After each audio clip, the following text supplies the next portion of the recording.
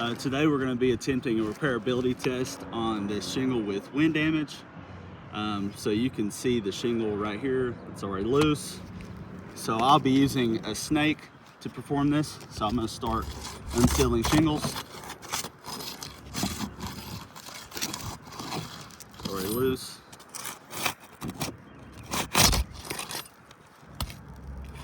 Had a little mat transfer right there.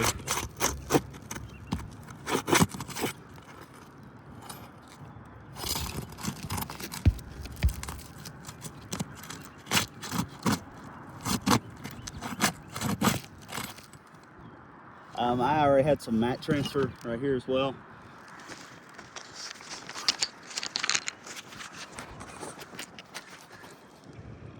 See mat transfer right there and right there. Show the bottom of the shingle.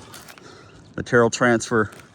Due to that, I don't want to cause any more damage performing this test, so I'm going to conclude the video and I will attach photos of the damage occurred.